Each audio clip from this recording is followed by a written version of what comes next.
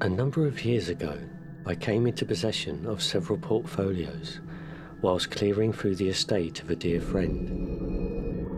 Many of them contained drawings of an abstract nature, but one was filled with what seemed at first to be blank pieces of paper.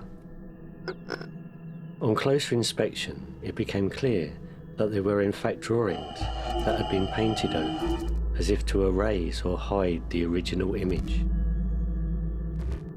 A growing sense of curiosity took hold of me, and I began trying to illuminate the drawings in order to see if I could reveal the original marks beneath the surface of the paint.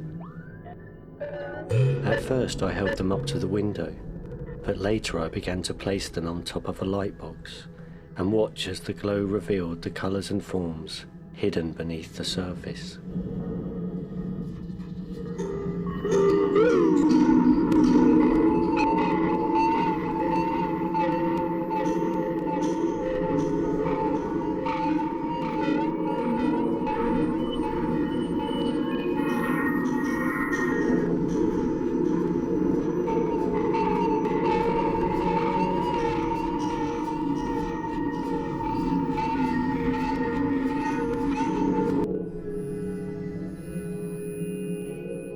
I became convinced that my friend had left a message for me hidden inside the material of the paint, and began to spend hours searching the illuminated surfaces to find it.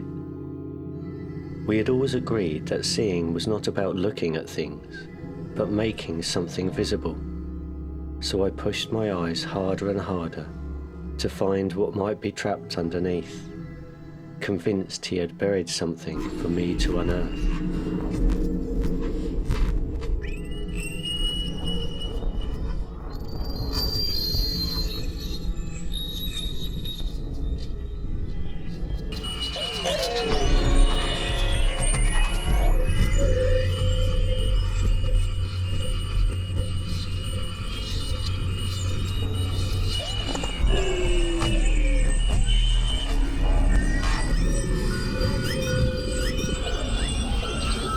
I spent hours exposed to the light in this way, and I began to experience colour as sound, tracing harmonics and syncopated rhythms in the exposed line and forms. I began to find it difficult to see in ambient light, and took to keeping my eyes closed in order to maintain contact with the afterburn of imagery haunting the inside of my eyes.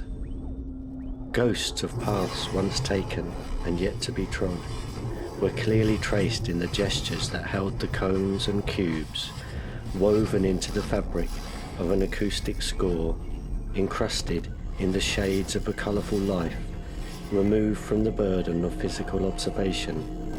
I only saw what I wanted to see, and I saw it endlessly.